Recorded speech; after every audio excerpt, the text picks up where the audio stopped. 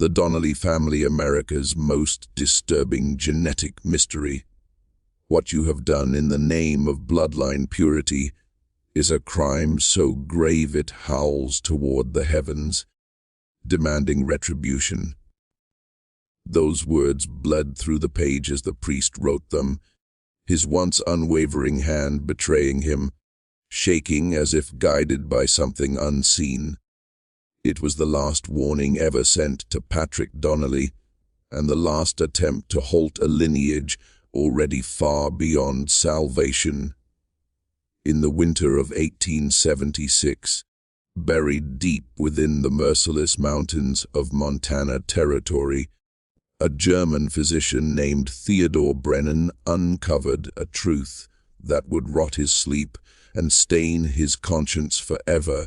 Snow pressed against the windows of a lone cabin, standing more than 20 miles from the nearest settlement, a place so isolated it seemed forgotten by both God and law. Inside, Brennan found journals and medical notes, written with obsessive precision, chronicling 5 generations of intentional intermarriage within a single Irish family. Names repeated, dates overlapped, family trees folded inward like a serpent devouring its own tail. Yet even this revelation was merely the surface of the horror waiting beneath the floor. Hidden under warped planks, wrapped carefully in oil-soaked cloth, as if prepared for some unholy preservation, lay the small bodies of 7 infants. Their remains were disturbingly similar, limbs twisted in identical patterns, faces marked by the same cruel symmetry of deformity. Brennan understood instantly that these children had not died by chance or illness. They had been judged, measured against a standard only their parents obeyed, declared unworthy of existence. For more than a century, the Donnelly family had practiced selective infanticide, erasing any child who threatened the illusion of normality. They presented to the outside world. What followed shattered Brennan's understanding of heredity and human morality. The documents suggested this was not madness born of isolation, but a calculated design, refined over generations. A private experiment carried across oceans, perfected through silence and secrecy. This was not one family losing its way on the frontier. This was a legacy. The trail of blood and ink did not begin in Montana.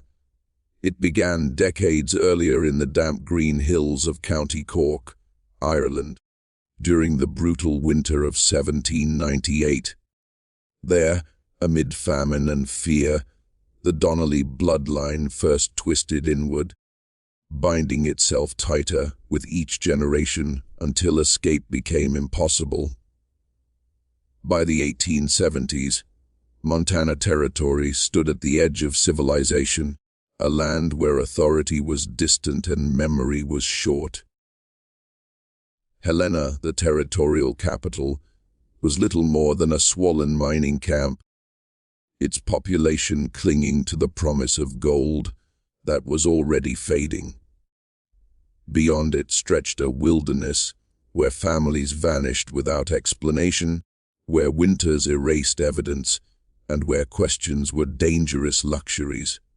Medical care barely existed.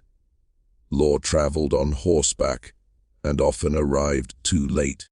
It was the perfect place to hide a past that must never be spoken aloud. Patrick Donnelly understood this.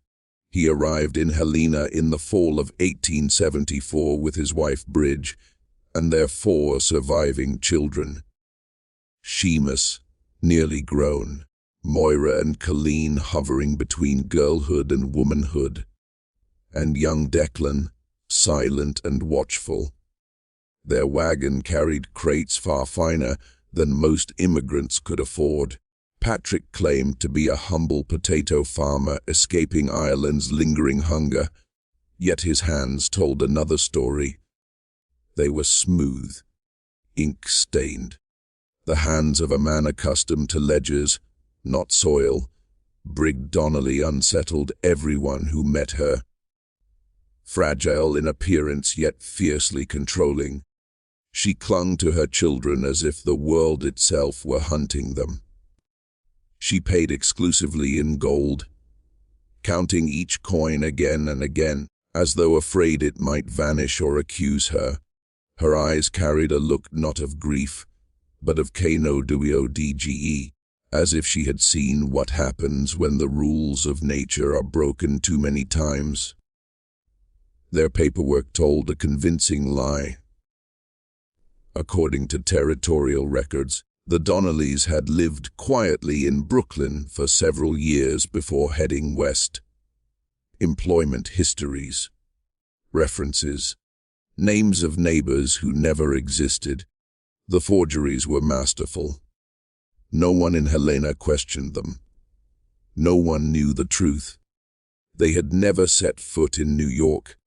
They had fled Ireland in panic, escaping a scandal so grotesque it shook their parish to its foundations.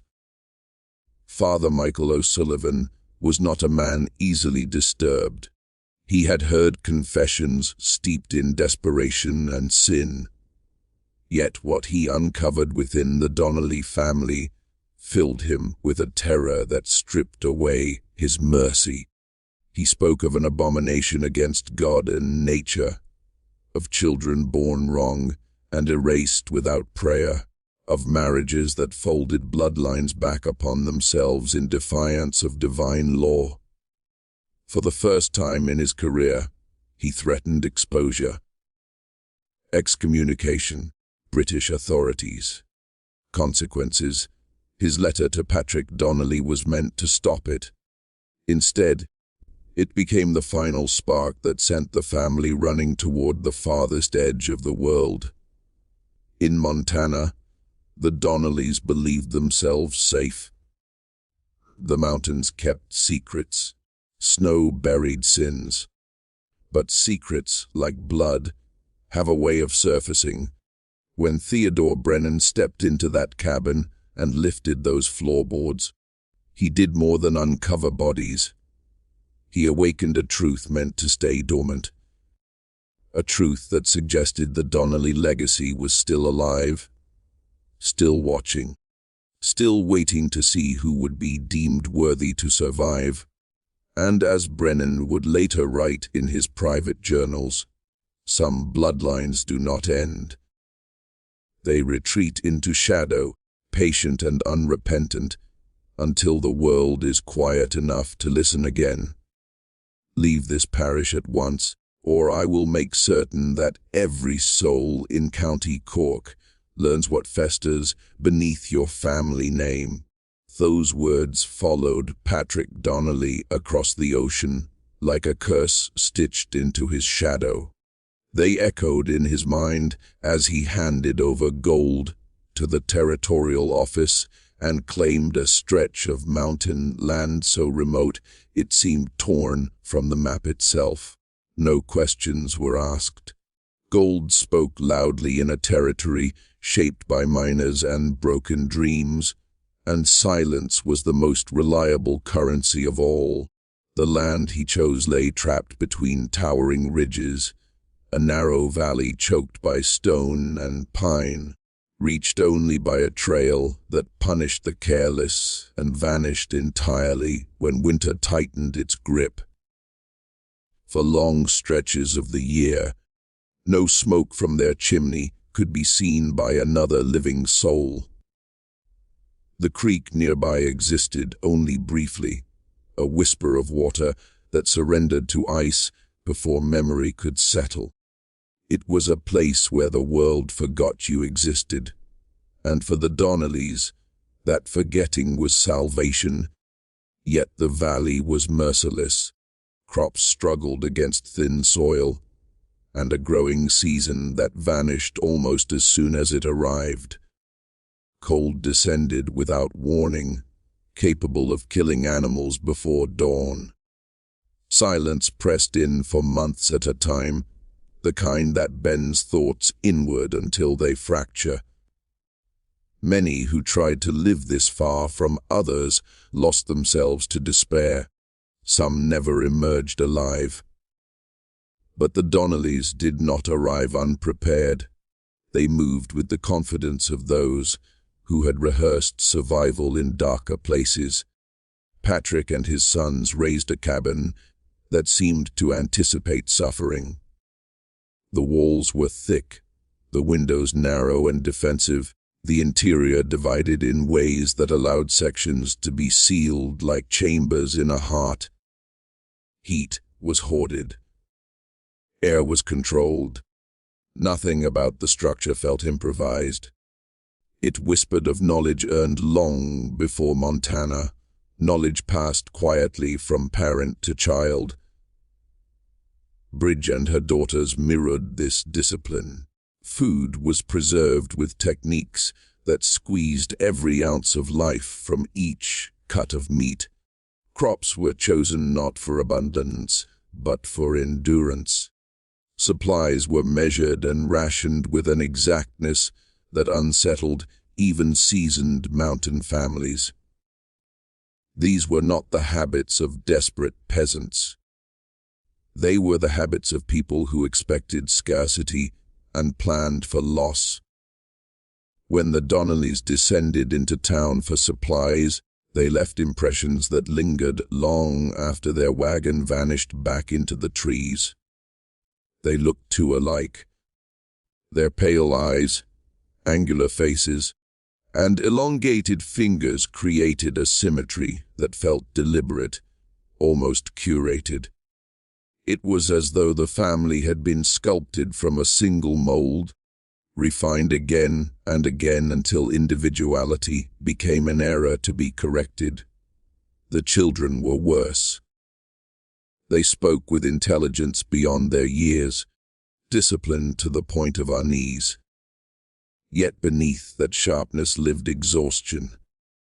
Around strangers, their bodies stiffened. Their obedience to Patrick and Brig was absolute, not born of love, but of something colder. Fear masquerading as respect.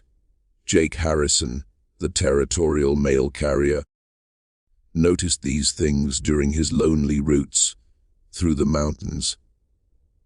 He heard fragments of conversation when the Donnellys believed themselves unobserved.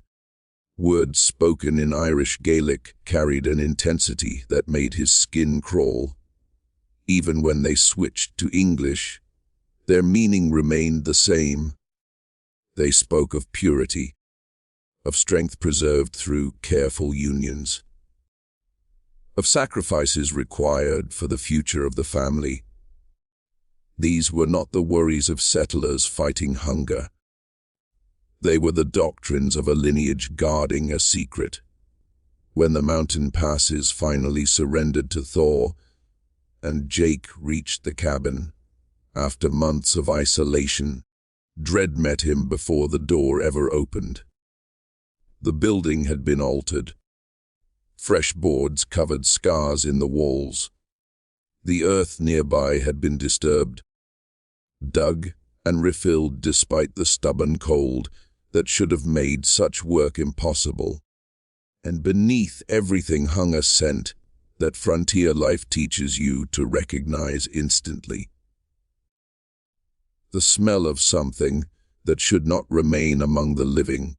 Bridge answered his knock. For a moment, Jake did not know her. The woman before him looked hollowed out, her body reduced by strain and sleepless nights. Her hair had surrendered to gray far too early. Her hands shook as if obeying commands from somewhere deep inside her bones. When she spoke, her voice fractured, unused and fragile. The winter, she said, had been hard. There were losses, complications. Her eyes flicked toward the darkness behind her, and Jake felt the unmistakable sensation of being watched. Inside, the cabin was too quiet. The family moved with practiced efficiency, their roles unquestioned. Jake soon realized that Brid was in labor, attended only by her daughter. No panic, no desperate prayers. The scene unfolded with a calm so precise it felt rehearsed. This was not their first encounter with such a moment. When the child was born, the truth revealed itself without mercy. The infant's body bent in ways nature never intended, its spine curved like a broken branch. One arm ended in a malformed hand, fingers fused and incomplete. The head was swollen and sloped, the face bearing the unmistakable marks of deep developmental failure. Each breath came with effort, shallow and uneven, its cries thin and distant, as though already fading from this world. What chilled Jake was not the deformity. It was the family's reaction.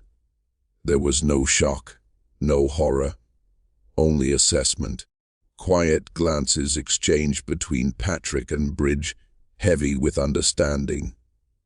Moira's hands moved with practiced certainty, not tenderness. The room felt less like a home and more like a chamber where judgments were passed. Jake would leave that cabin shaken, unable to articulate what he had witnessed. But the image of that child and the cold composure surrounding its arrival would return to him in nightmares. Years later, those memories would become fragments of a larger truth uncovered by another man, another witness, another soul marked by the Donnelly legacy. Because in that valley, far from watchful eyes, the family had never stopped practicing what the priest had condemned. The bloodline was still being tested. The weak still weighed against an unspoken standard, and the silence of the mountains ensured that every decision, every sacrifice, vanished without a trace. Somewhere beneath that cabin floor, the earth listened, and it remembered. They spoke in Irish phrases that slipped past Harrison's understanding, words shaped by a tongue older than the land itself. Yet language was unnecessary to grasp what unsettled him most. It was not the sound of their voices, but the absence of sorrow in their faces. The infant lay struggling for breath, its small body bent by cruel design, and still the room did not fill with panic or prayer. Instead, Harrison saw something far colder take root in their eyes. Calculation, evaluation, as if the child were not a life, but a problem requiring resolution. Patrick and Brig exchanged looks heavy with meaning, murmuring rapidly to one another in Gaelic. Their expressions did not carry shock or despair. They carried familiarity, the tone of people reviewing steps already memorized. Harrison felt a tightening in his chest as Patrick finally spoke aloud, his voice steady, distant, almost bored. He declared that the child would not endure, not because death was imminent, but because weakness had already disqualified it. He spoke of thin mountain air, of mercy disguised as inevitability, of suffering spared by early removal. The words landed with a chill precision that made Harrison recoil. The infant's cries, though faint, still rose and fell. There was breath, there was life. Yet Patrick spoke as though the outcome had already been decided. Harrison urged intervention. He offered to ride through the night to Helena, to find a doctor, to summon help. He spoke of children who survived despite deformity, of medicine and care and chance. Patrick refused without hesitation. His pale eyes hardened, sharpening into something unyielding. A hand settled possessively on Brig's shoulder, not in comfort but in control. He spoke of divine will, of nature's judgment, of sins committed by those who interfered. The justification flowed too smoothly, polished by repetition. Harrison sensed that these words had been spoken before, many times, to many witnesses who never returned. There was a warning beneath Patrick's calm, a silent promise of consequences for anyone who dared challenge the family's authority. When Seamus and young Declan returned from outside, their faces revealed nothing, no alarm, no curiosity. The sight of their mother exhausted from labor and a malformed newborn resting nearby did not disturb them. Their stillness told Harrison more than screams ever could. This was not the first time they had stood in such a room. When Harrison came back weeks later on his usual route, the child was gone. Brig greeted him with eyes rimmed red but dry, emptied of tears. She spoke of the loss as if reciting a fact long accepted. The baby had passed days after Harrison's visit, she said, buried behind the cabin beside the others. Her voice did not waver. She added that weakness did not last long in these mountains, and that it was better this way. The phrase beside the others sent a shudder through Harrison that no amount of frontier hardship had ever produced. He stepped around the cabin and saw what he had somehow missed before. A line of small wooden crosses stood in the earth, too neat, too uniform. Beneath them lay disturbed soil, the marks of hurried digging visible even to an untrained eye. Harrison counted the graves and felt the weight of the truth settle over him. They were not isolated losses. They formed a pattern. Dates etched crudely into the wood stretched back months, each one a silent admission of death unreported, unacknowledged by law or church. The graves were arranged with intention, evenly spaced, leaving room for more. They did not feel like places of mourning. They felt like preparation. Harrison realized then that what he was witnessing was not tragedy, but routine. As summer unfolded, he watched the Donnelly household with growing dread. The children moved carefully, every action measured. Their discipline went beyond obedience. It felt like survival. Mistakes were not corrected gently. They were avoided at all costs. Conversations between siblings carried unspoken warnings, pauses heavy with things that could not be said aloud. Moira and Colleen bore the quiet exhaustion of women twice their age. They worked efficiently, flawlessly, yet their eyes betrayed knowledge that no child should possess. When they addressed their parents, their voices softened not with affection, but with caution. Seamus troubled Harrison deeply. The young man's stutter worsened whenever Patrick entered a room, words tangling as fear tightened his throat. He startled easily. He avoided gazes. When asked about family life, he would begin to answer, then abruptly fall silent, as if remembering something painful and irreversible. His body carried the posture of someone trained to disappear. Declan seemed different at first, younger, less marked. But one afternoon, Harrison found him staring at the small cemetery with terror etched across his face. When gently questioned, the boy spoke in a whisper about babies who were not right, about a father who said God chose mercy. Then, in a trembling voice, Declan admitted a doubt that had clearly been forbidden. He wondered aloud whether God truly made those decisions. The realization of what he had said struck him instantly. He covered his mouth, eyes wide with fear, and did not speak again. Sometimes, As Harrison approached the cabin through the trees, he overheard fragments of conversation drifting through open windows. The family spoke of preserving strength, of honoring ancestors, of sacrifices made to protect what mattered most. The words were spoken with reverence, as though these acts were holy obligations rather than crimes against life itself. Harrison understood then that the Donnellys did not see themselves as monsters. They believed they were caretakers of something sacred, and in that belief lay the greatest horror.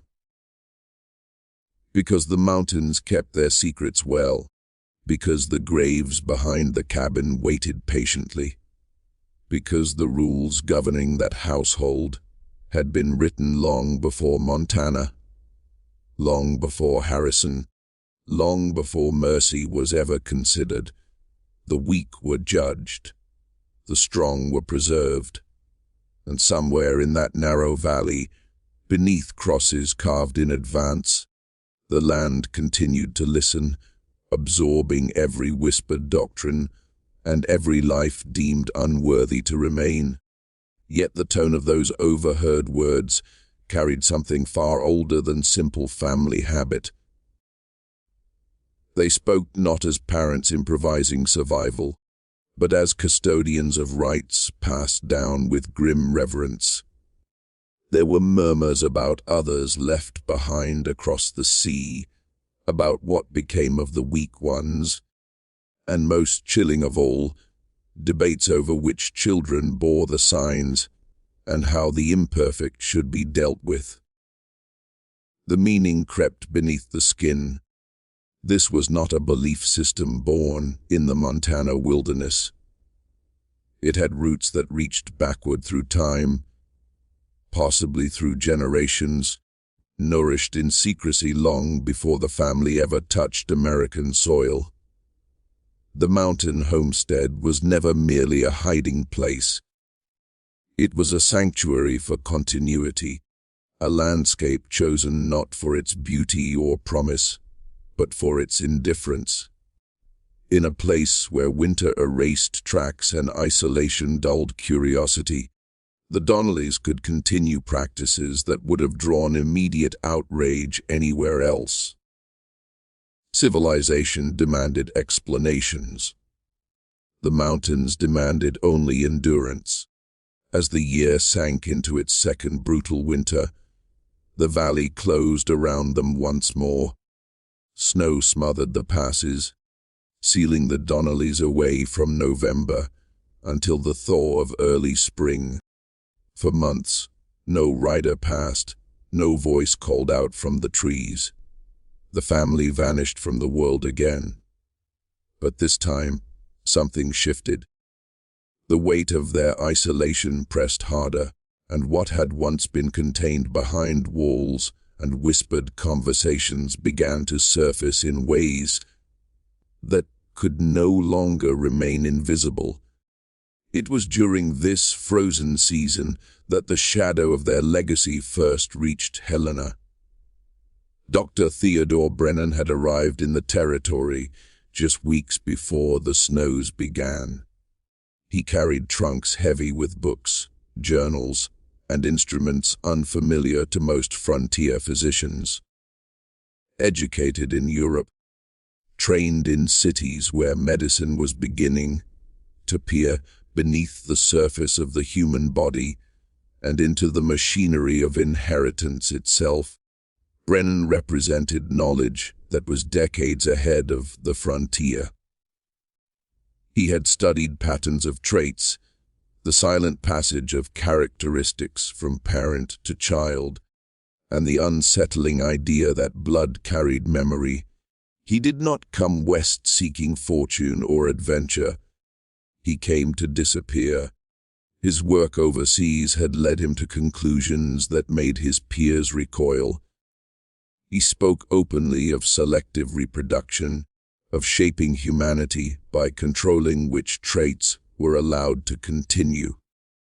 The idea horrified polite society, and Brennan found himself, quietly pushed out of academic circles.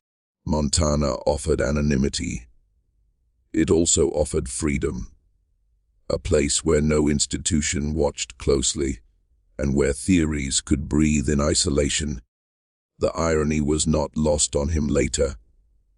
In the heart of winter, when travel was madness and the world felt reduced to firelight and survival, Jake Harrison forced his way into Helena and knocked on Brennan's door. Snow still clung to his coat, his face etched with exhaustion and unease. He spoke of the Donnelly Valley, of things that defied his years of experience. Lights burning at impossible hours, fires kept alive when fuel should have been hoarded like treasure, smoke rising when the cold should have driven every soul indoors. But it was the sounds that unsettled him most. Crying that carried across the frozen air for hours, then ended with unnatural abruptness. Singing that drifted through the trees, warped and unsettling, melodies that felt wrong in the mouth, as though meant for throats shaped differently than human ones.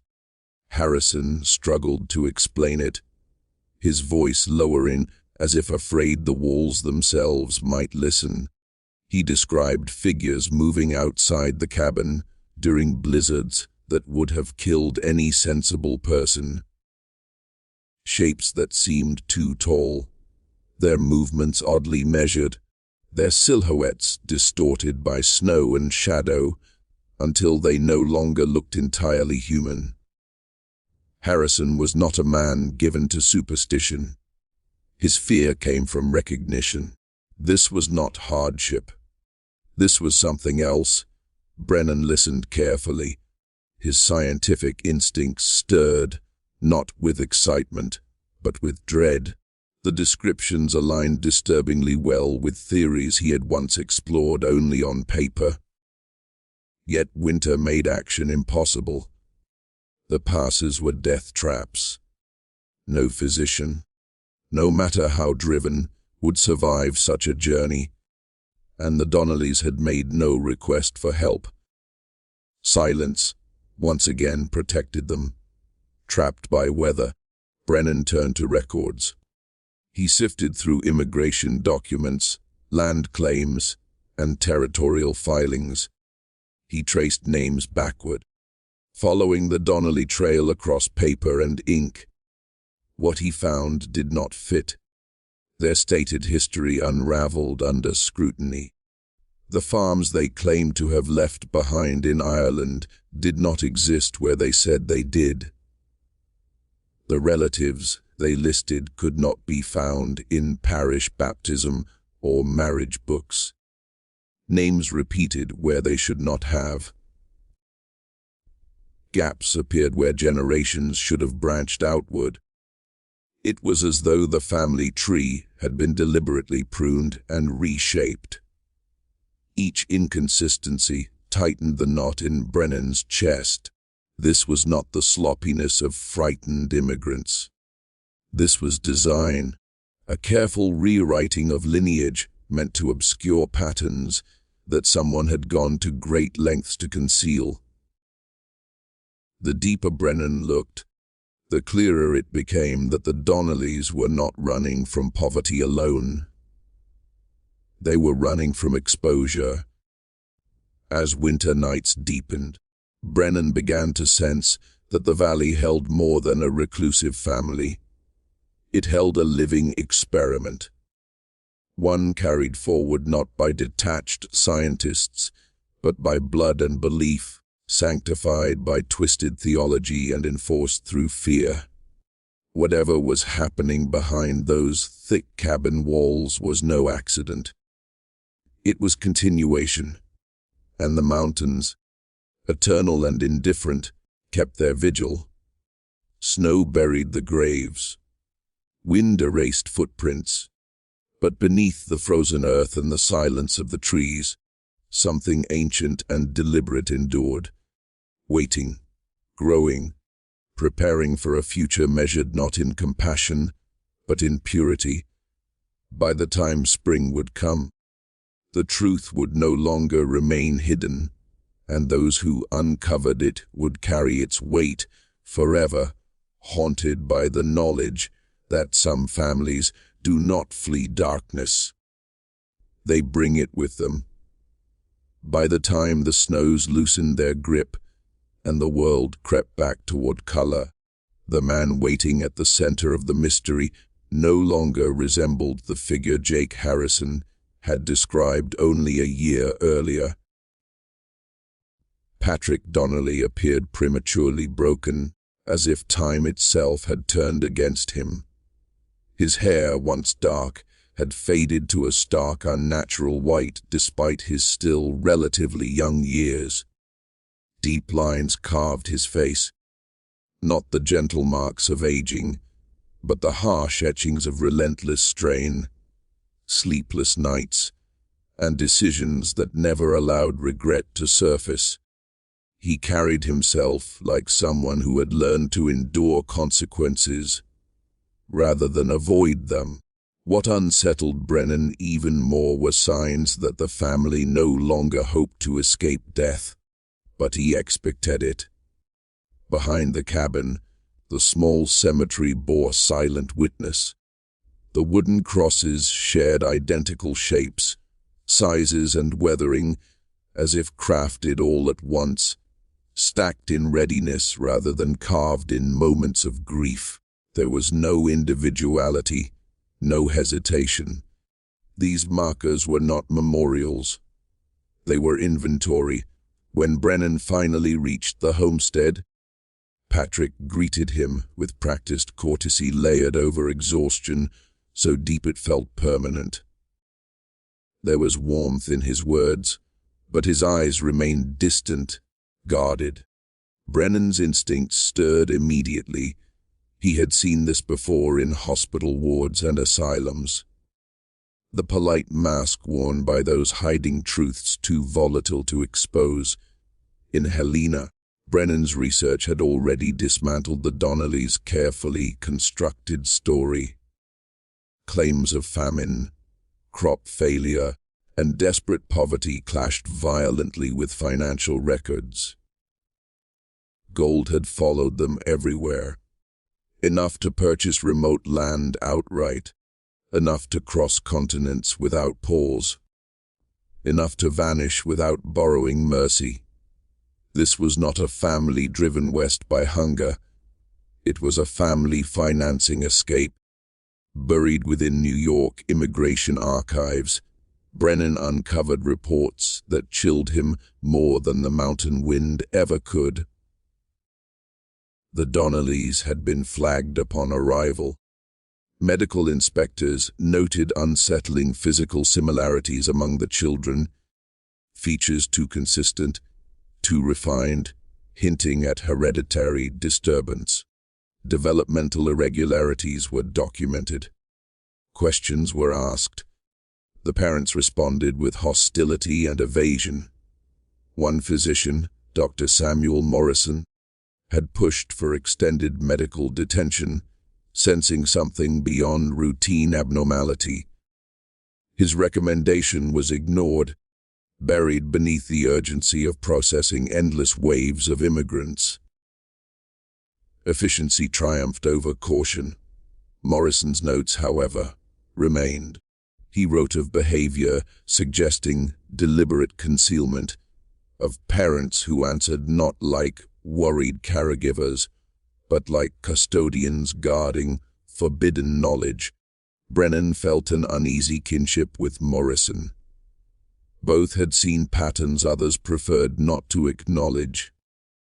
As Brennan dug deeper, the Donnelly name surfaced again and again across different states, each appearance marked by similar shadows. In Pennsylvania, a Donnelly household drew scrutiny after an alarming number of infant deaths.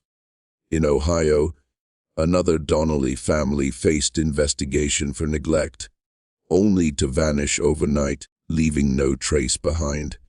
Always the same rhythm: arrival, silence, death, disappearance.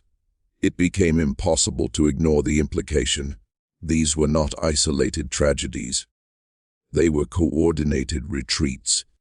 If these families were branches of the same bloodline, then what Brennan was uncovering was not negligence, but design, a distributed practice, refined through movement and secrecy, claiming lives across states and years. The scale of it pressed heavily on his chest. This was not a single family unraveling. It was a philosophy in motion. As spring of 1876 approached, Brennan found his thoughts consumed by the Donnellys. His training told him that small, isolated populations often suffered genetic decline. History was full of such examples, but this case defied that explanation. Isolation alone did not account for the precision, the rituals, the preparedness for loss.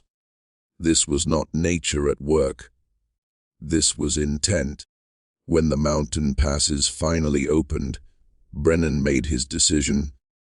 He would go himself, under the guise of a routine medical visit. The journey was punishing, the trail twisting through dense forest and treacherous ground, each mile reinforcing the sense that this place had been chosen deliberately to repel intrusion. No other travelers crossed his path. No distant smoke hinted at nearby lives. The world narrowed until only the path and the waiting cabin existed. From a distance, the homestead appeared almost reassuring. Solid, orderly. Evidence of intelligence and labor surrounded it. Gardens were tended with care. Livestock shelters were efficient. Water systems reflected planning far beyond trial and error. To an untrained eye, this was a success story of frontier resilience, but Brennan's eyes were trained to notice what others missed. Behind the cabin, the cemetery demanded attention. He counted the crosses slowly. Far too many. All too small, each marked with dates that fell into an unsettling rhythm. Death spaced evenly, as though scheduled, not clustered by illness or storm, but arriving with deliberate regularity. The graves were aligned with unnatural neatness, rows laid out as if mapped in advance. Worse still were signs of preparation, freshly cut branches, recently turned soil beyond the existing graves. Space cleared, waiting. Brennan felt his stomach tighten. These were not the remains of tragedies endured. They were the footprints of expectation. Standing there, surrounded by the silence of the valley, Brennan understood that he had stepped into something far larger than a medical curiosity. He was facing a family that had turned belief into experiment, lineage into doctrine, and children into variables. Whatever truths lay beneath that cabin floor would not remain confined to Montana. They were echoes of a legacy stretching backward through time, carried forward by conviction and fear. And as Brennan approached the door, knowing that once opened there would be no retreat, he felt the weight of a realization that would haunt him forever. Some families do not inherit darkness by accident. They cultivate it, and they will do anything to ensure it survives. Patrick Donnelly's hands betrayed him long before his words did. They trembled when he believed himself unobserved, a subtle shaking that spoke of nerves stretched too thin, of a mind burdened by choices that could never be undone. His eyes carried the hollow stare Brennan had seen before in patients, scarred by prolonged psychological torment, the look of someone forever listening for footsteps that might never come, or always expecting them to arrive too soon. when Patrick insisted they had no need for a doctor. The firmness in his voice rang false, like a prayer recited without faith. He spoke of handling troubles internally, of traditions carried from the old country, of the danger outsiders posed to matters best kept within blood and walls. Yet beneath his words lay uncertainty, even fear, leaking through the cracks of rehearsed certainty. Brigg emerged behind him, and Brennan felt a sharp twist in his chest. The woman standing there scarcely resembled the mother described in earlier reports. Her body seemed diminished, carved down to something fragile and breakable. Skin clung tightly to bone, her eyes sunk deep into shadowed sockets, her presence ghost-like even in daylight. A constant tremor rattled her hands, a symptom that could have pointed to hunger, illness, or a mind pushed past endurance. When she tried to speak, Patrick silenced her with a glance so sharp and final it carried the weight of years. This was not a momentary correction. It was command reinforced by consequence. Yet it was the children who told the truest story, written plainly in their bodies and behavior. Moira, now grown enough to no longer hide behind childhood, was visibly pregnant again. The timing alone sent cold through Brennan's veins. Her condition placed conception squarely within the depths of winter, when the valley was sealed and no outsiders could have reached the cabin. The implications rose unbidden, dark and inescapable. Colleen, still barely more than a girl, bore the unsettling marks of accelerated development. Her features had matured too quickly, her body advancing beyond its natural rhythm.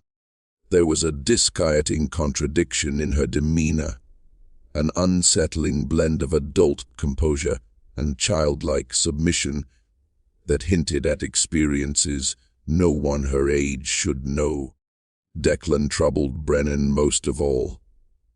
The boy's face no longer held the symmetry of youth. One side appeared stunted, as though growth had simply abandoned it midway. His walk was uneven, burdened by a limp that suggested curvature along his spine.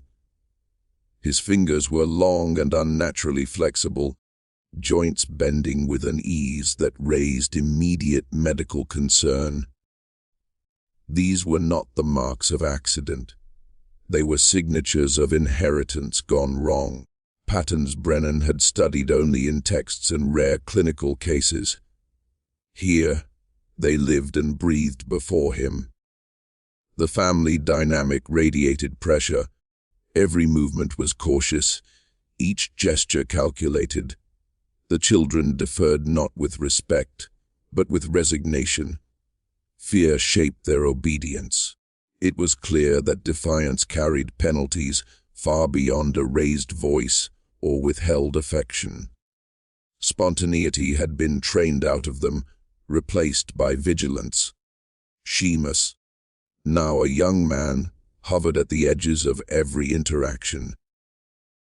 His stutter had worsened, words catching painfully in his throat whenever attention turned his way. He avoided eyes, especially his father's, and when questioned directly, he would begin to answer before abruptly falling silent, as though a memory had struck him like a blow. Inside the cabin, the architecture itself whispered of secrecy. Rooms were divided beyond necessity, heavy curtains and locked doors breaking sight lines and muffling sound. The air carried strange odors, medicinal and organic, layered with something faintly wrong. Brennan recognized none of it as ordinary frontier practice. It spoke, instead of hidden procedures, of work conducted out of sight. From behind closed partitions came sounds that ceased abruptly when footsteps approached, reinforcing the sense that much of this household operated in shadows. As Brennan prepared to leave, Patrick drew him aside. The urgency in his manner was unmistakable, the mask slipping as desperation surfaced. He spoke in a whisper, glancing nervously back toward the cabin, as though walls themselves might report him. He spoke of God's tests, of choices too terrible to name, of strength carried in blood alongside unbearable complications. He asked, not directly but desperately, whether Brennan could help without asking questions that might expose suffering already stretched to its limits. Before Brennan could respond, Patrick continued, words tumbling faster, edged with agitation. He spoke of methods learned from fathers and grandfathers, practices refined across generations. What had worked in Ireland, he said, was harder to maintain here. In Montana, people asked questions. Authorities expected explanations, and explanations threatened to unravel everything they had preserved. His confession, carefully veiled yet unmistakable, chilled Brennan to the core. This was not merely fear of gossip or judgment. This was fear of revelation so catastrophic it would obliterate the family entirely. As Brennan mounted his horse and began the long ride back through the valley, his thoughts churned. The Donnellys were not simply hiding deformity or illness. They were concealing a SYSTM, a deliberate framework of belief and action that treated children as outcomes rather than lives. A doctrine rooted in blood and survival, passed down with reverence and enforced through terror. The mountains had not created this darkness. They had merely sheltered it. Weeks later, when an urgent message reached Brennan from Jake Harrison, the weight of everything he had seen pressed down on him anew.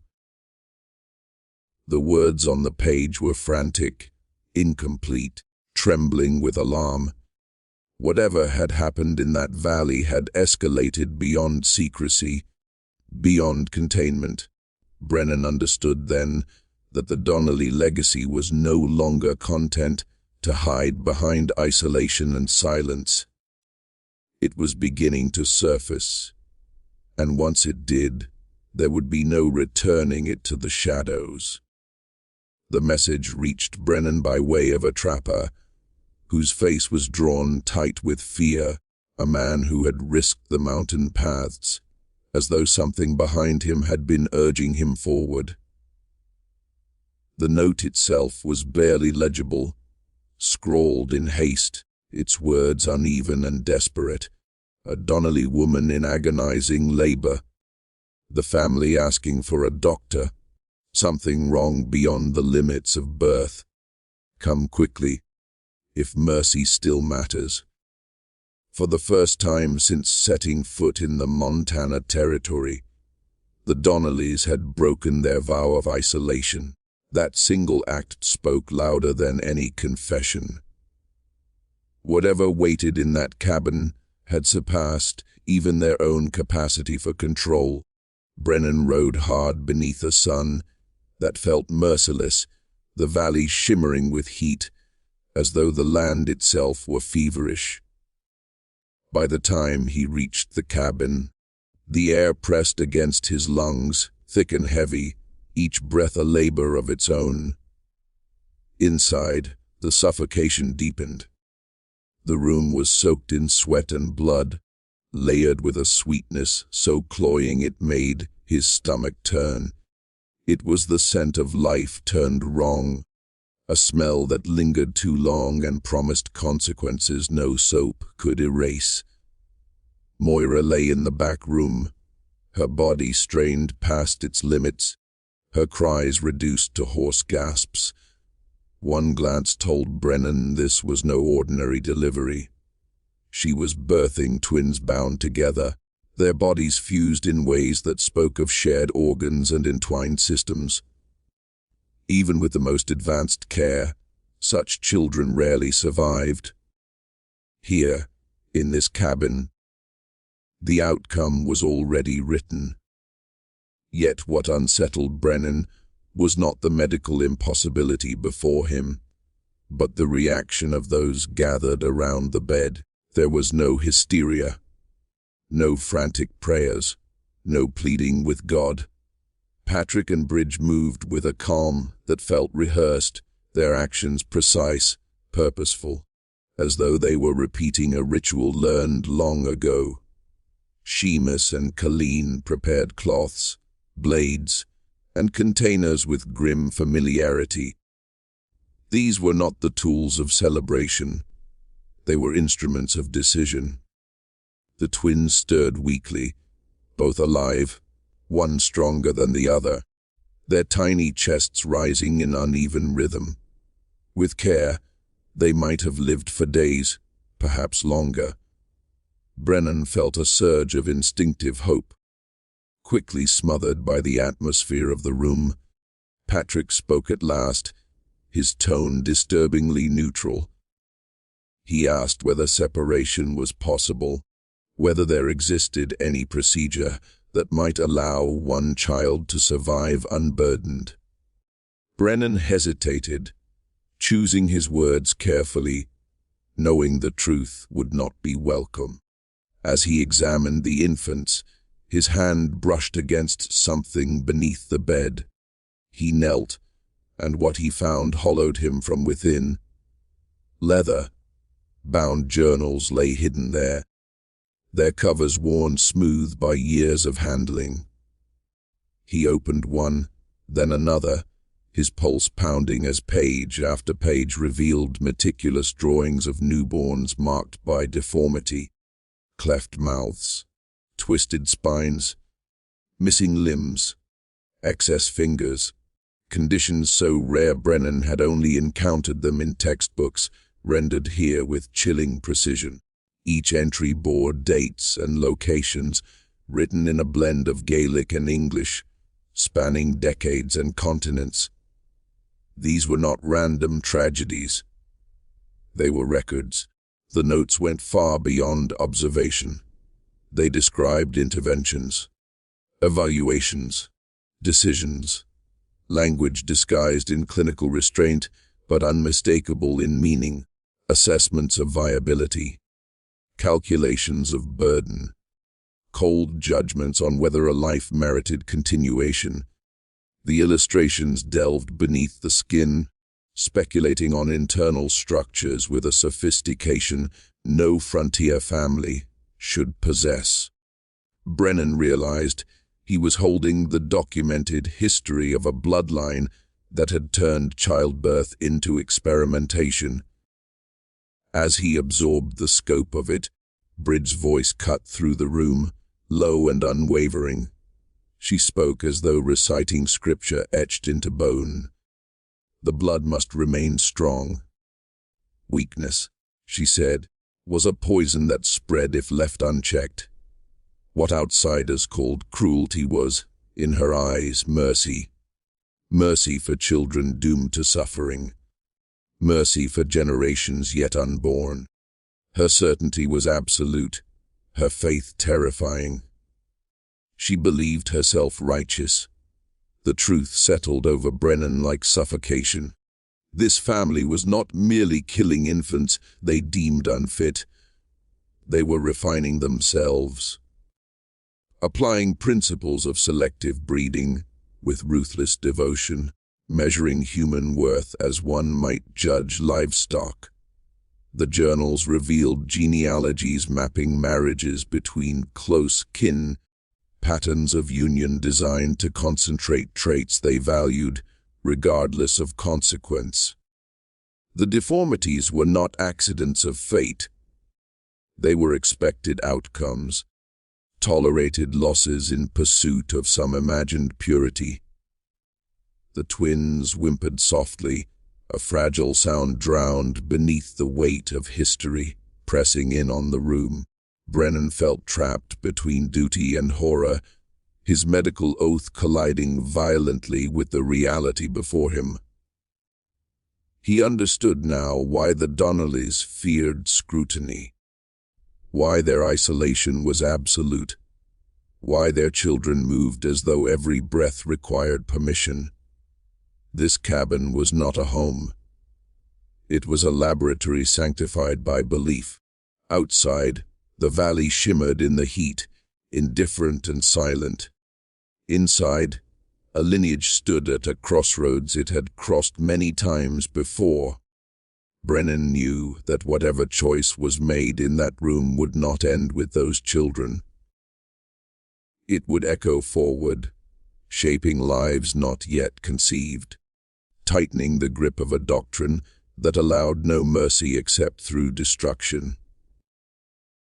And in that moment, as the air grew heavier, and the whispers of the past seemed to press closer, Brennan understood with chilling clarity that the Donnelly legacy was no aberration born of isolation. It was a system, and systems, once revealed, do not die quietly. They resist, they endure, and they demand witnesses. The charts told a truth so grotesque that Brennan felt his hands grow cold as he traced the lines. Patrick and Brid were not merely bound by marriage. They shared blood, first cousins joined by design, continuing a lineage of intentional closeness that stretched backward through generations like a tightening noose. This was no accident of isolation or frontier scarcity. It was a doctrine, a deliberate narrowing of the human tree, cultivated with the same cold patience one might apply to breeding animals. The records revealed that the practice had begun long before Montana, long before America itself. In Ireland, decades earlier, an ancestor had become obsessed with the idea that people could be refined, perfected, improved. He had studied the methods farmers used to shape cattle and horses, convinced that flesh and spirit could be molded by the same ruthless logic. To him, blood was soil, and children were crops to be culled or nurtured depending on their yield. Scripture was bent to support this belief, its genealogies twisted into permission. Emerging theories of racial hierarchy were seized upon like gospel, not questioned, not doubted, but weaponized. As Brennan continued examining the infants and the journals that chronicled their origins, a terrible clarity settled over him. These twins were not an aberration. They were the destination. Every suffering child, every shallow grave behind the cabin, every trembling survivor was part of a path that had been walked for over a century. What lay before him now was the inevitable consequence of generations who had mistaken obsession for purpose and cruelty for wisdom. The infants struggled weakly, their bodies bound together in a way that denied them even the illusion of independence. Their shared heart labored, their breaths uneven and shallow. Brennan knew there was nothing he could do to save them, not here, not anywhere. Yet to do nothing felt like betrayal of everything he stood for. The family watched him closely, not with desperation, but with expectation. They had seen this before. They were waiting for confirmation, not hope. Night fell, and still Brennan read. The journals stretched back through time, the earliest pages written in fading ink, the language archaic, but the intent unmistakable. The founding patriarch had documented his early trials with unsettling pride. Marriages arranged not for love, but for outcome. Children assessed not as sons or daughters, but as data points. Early successes were celebrated, Intelligence praised, beauty noted, strength catalogued. Failures were recorded with equal care, then erased from the living world under the guise of mercy. With each generation, the process became more refined, more structured, more monstrous. Traits were ranked, features were scored, behavior was monitored with paranoid vigilance. Children learned early that survival depended not only on birth, but on performance. Those who deviated, who stumbled, who failed to conform, vanished quietly. The family spoke of these losses in hushed tones, cloaked in euphemism. But the truth pulsed beneath every word. One section of the records made Brennan's breath catch. It described what was called enhancement, a strategy designed to accelerate the emergence of favored traits by tightening the circle even further. Cousins married cousins. Uncles were paired with nieces, boundaries dissolved in the name of progress. The justification was always the same: temporary suffering in pursuit of long-term perfection. A sacrifice demanded by destiny. Patrick and Brig were the living result of this madness. Their union was not only intentional, but celebrated within the family as a triumph. They embodied the ideal, at least on paper.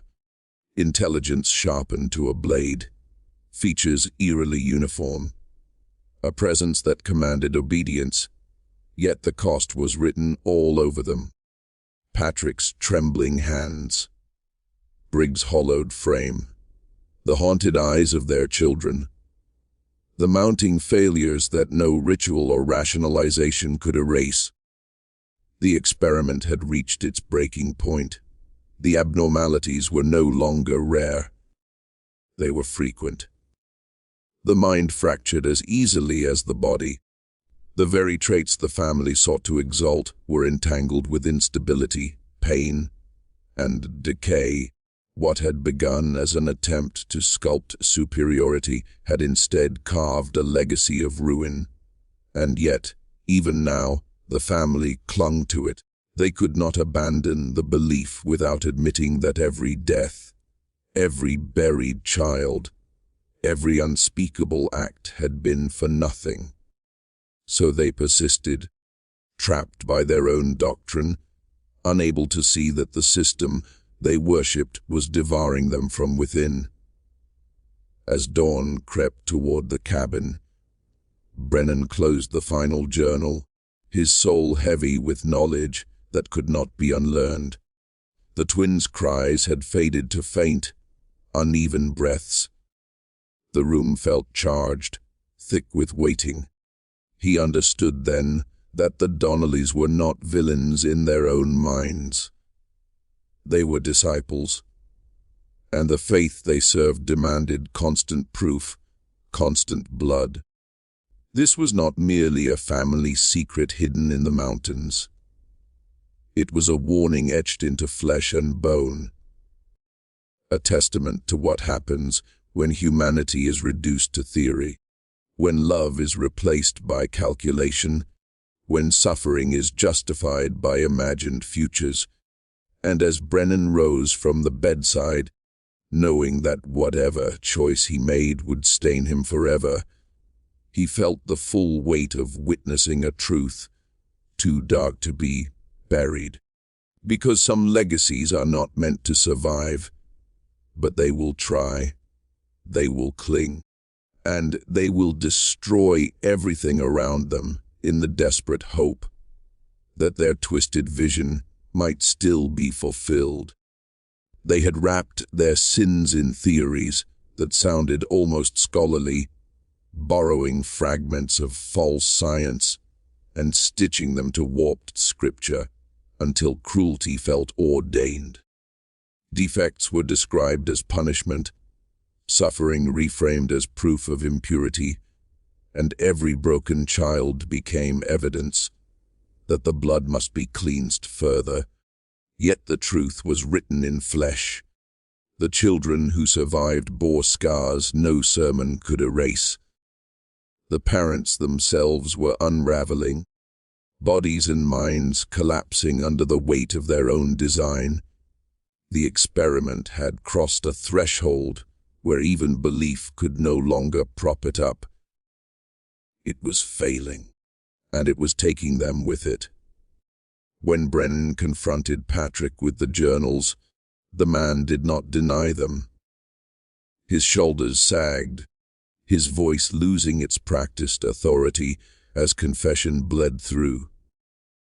He spoke of an ancestor who dreamed of greatness, who believed a people crushed by hunger and domination could be reshaped through discipline of blood.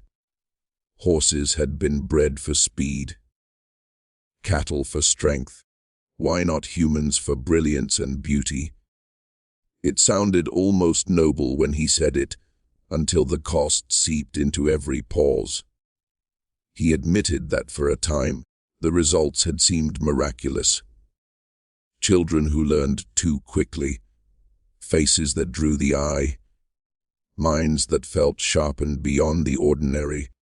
He spoke of pride, of certainty, of a future that seemed inevitable.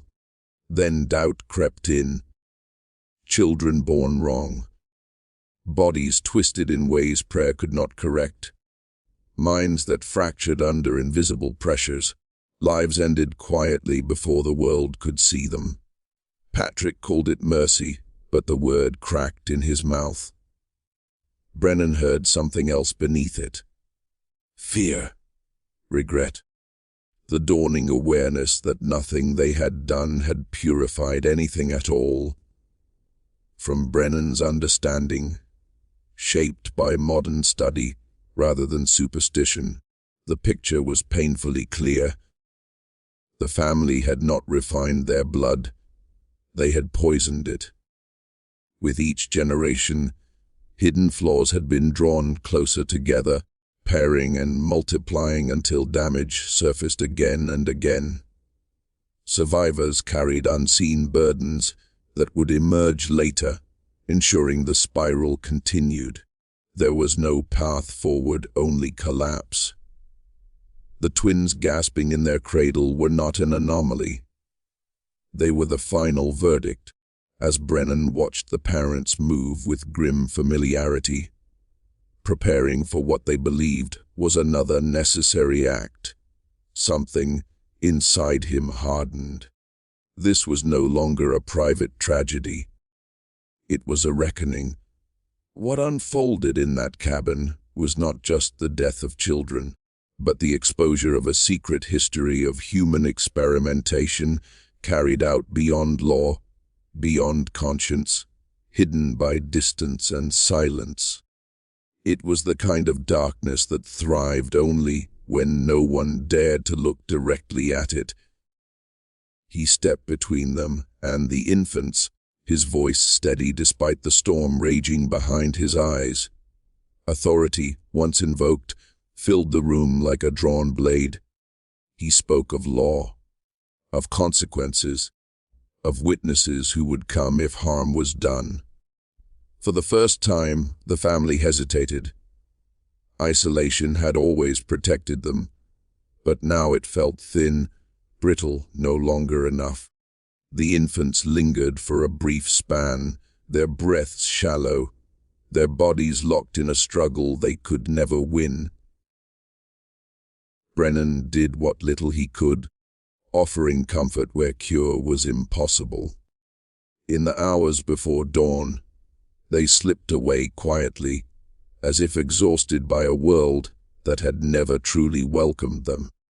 Their passing was gentle. Its meaning was not. Those fragile lives became the proof Brennan needed. With death came jurisdiction, and with jurisdiction came scrutiny that could not be turned aside. He walked the land behind the cabin, counting small graves whose uniformity spoke of planning, not accident. He read every page of the journals again, now with the cold clarity of evidence. Names, dates, conditions deemed unacceptable, Lives ended for reasons that shifted with each generation's fears. The pattern was unmistakable, the scale undeniable. When confronted with the full weight of what had been uncovered, Patrick finally broke. The story spilled out in full, tracing its roots back across the ocean, to a man who believed he could sculpt destiny itself. Each descendant had inherited not only the doctrine, but the obligation to continue it. To stop would mean admitting that everything before had been wrong. And so they continued, even as the cost mounted beyond reason. What ended in that mountain valley was more than a family's experiment. It was the collision of secrecy with accountability, of obsession with truth. The frontier had allowed many things to fester, but this could no longer be hidden beneath distance and denial. The Donnelly legacy did not end with triumph or vindication. It ended with exposure, with grief laid bare, with the understanding that no imagined perfection could justify such loss. And as Brennan prepared to leave the homestead, carrying knowledge that would follow him forever, one truth echoed louder than all the rest. When humans decide they have the right to decide who deserves to live, they do not create a better future. They create a grave. And sooner or later, it demands to be seen. They had embraced philosophies, whispered through lecture halls and salons, ideas that dressed brutality in the language of progress. They convinced themselves that weakness was a contagion, that eliminating it was not murder, but stewardship, a grim duty performed for some imagined future where humanity would stand purified and elevated above the so-called lesser masses. In their minds, every death was an investment, every buried child a step toward perfection. But belief does not shield the soul from consequence, and the weight of those convictions crushed every member of the family in time. Patrick lived with a constant tremor beneath his authority, a tension that hollowed him from the inside. Sleepless nights gnawed at him as the outcomes of his inheritance grew impossible to deny.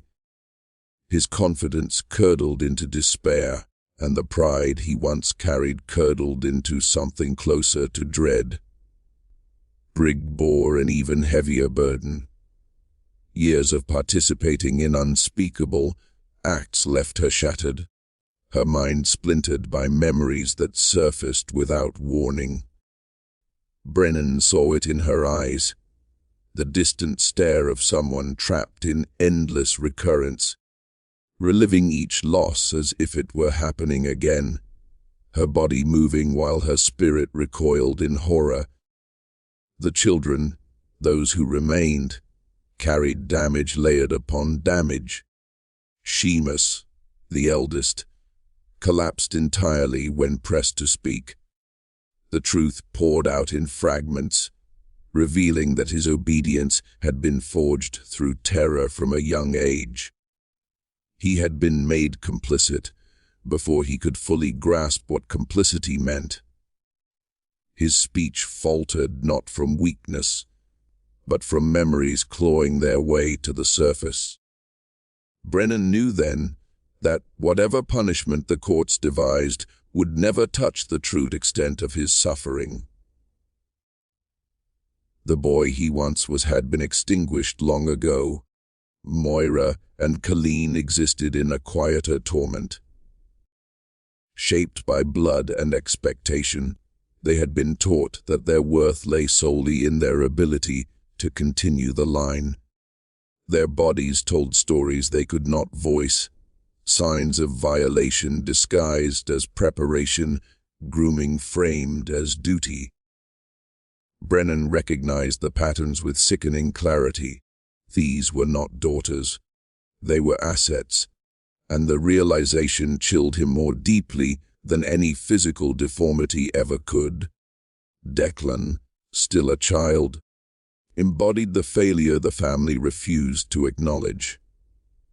His body bent beneath conditions that worsened with time, while his mind absorbed years of violence and secrecy.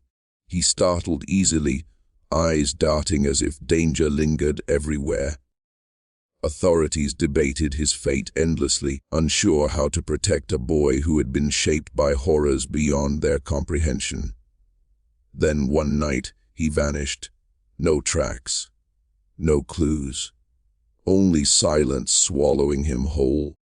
Whether he found freedom or death in the wilderness was never known, and that uncertainty became yet another wound left unhealed.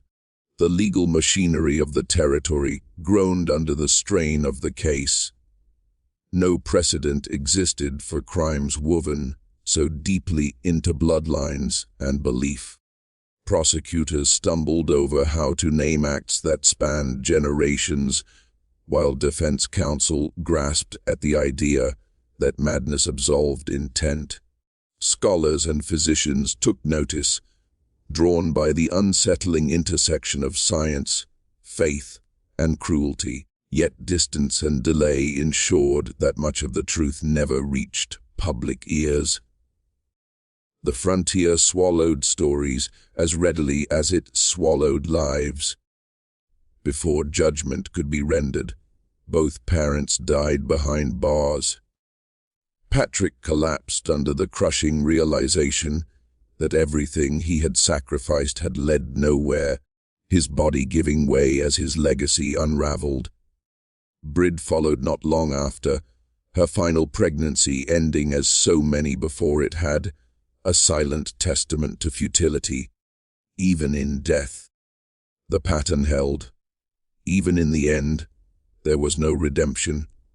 Brennan recorded what he could, transforming horror into data, grief into warnings etched across medical pages. His work became foundational, cited by those who sought to understand the dangers of consanguinity and unchecked theory. Yet he withheld the full story. Some truths, he believed, would only breed fascination rather than caution. In private, his journals told a different tale. Night after night, he dreamt of small bodies struggling for breath, of choices made too late, of lives lost beyond recovery. He carried those ghosts until his own final days, a witness who could never fully lay down what he had seen. The homestead itself was abandoned, left to weather and time. No heirs came forward. No one claimed the land. Locals spoke of it only in hushed tones, warning travelers away from the valley, where something had gone terribly wrong. The isolation that once protected secrets now preserved memory. Nature reclaimed the structures, but the graves remained, their crude markers standing in silent rows, accusing without words. Those crosses told a story more honest than any doctrine. They spoke of love replaced by ideology, of children reduced to variables, of compassion sacrificed at the altar of imagined superiority. Seasons passed, snow burying the ground and melting away again. But the weight of that place did not fade. It lingered, a reminder etched into the land itself. What remained behind that cabin was not just evidence of a family's collapse, but a warning carved into soil and bone. When knowledge outpaces ethics, when belief overrides empathy, the result is not advancement. It is annihilation, and the mountains, ever patient, still hold that lesson in their shadows, waiting for those who dare to listen. Across the vast, shadowed expanse of the American frontier, whispers began to surface of other families living in isolated valleys, their lives hidden from scrutiny, their practices echoing the horrors witnessed in Montana. The Donnelly story was no longer unique. It was a glimpse into a pattern of human obsession with control, with perfection, twisted into acts of unspeakable cruelty. Evidence of the psychological and genetic devastation wrought by systematic inbreeding slowly seeped into the consciousness of those who studied these remote communities.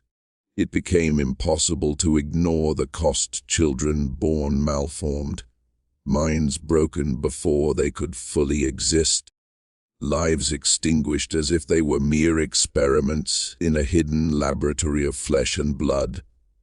From these grim revelations arose new awareness, new questions of law, morality, and responsibility. Marriage statutes tightened, child protection measures evolved, and society began to recognize the peril inherent in unchecked isolation. Communities that had once flourished in secrecy, operating beyond the reach of conventional oversight, were forced into the light. The legacy of the Donnellys stretched far beyond the confines of their mountain homestead. Their meticulous records, their journals of life and death, became early case studies in hereditary science, providing the first glimmers of understanding about the inheritance of traits and the consequences of obsessive, generational manipulation. Yet beneath the data lay something far darker than theory, the tangible evidence of lives destroyed for a concept that existed only in the fevered minds of the family. Their century-long experiment in selective breeding, their cold rationalizations and hidden graves, exposed the horrifying potential when isolation, desperation, and a perverse vision of human worth collide. It was a cautionary tale, a testament to how easily moral boundaries can erode when ambition is untethered from empathy, when scientific curiosity becomes cruelty incarnate. One cannot help but wonder, were the Donnellys alone? How many other hidden lineages might have carried these dark traditions into the remote corners of the frontier, their actions unrecorded, their horrors unacknowledged? Could systematic genetic experimentation have persisted in other valleys, unseen and unchecked, escaping the reach of authorities too stretched, too distant, too powerless to intervene? The mountains remain silent witnesses to centuries of human hubris. They guard their secrets jealously, letting only the brave or the foolhardy hear the whispers that rise from graves, journals, and forgotten homes. And the story of the Donnellys, preserved now in the pages of history and in the narration of Gospel of the Haunted, serves as a chilling reminder. The pursuit of perfection without conscience does not elevate humanity, it destroys it.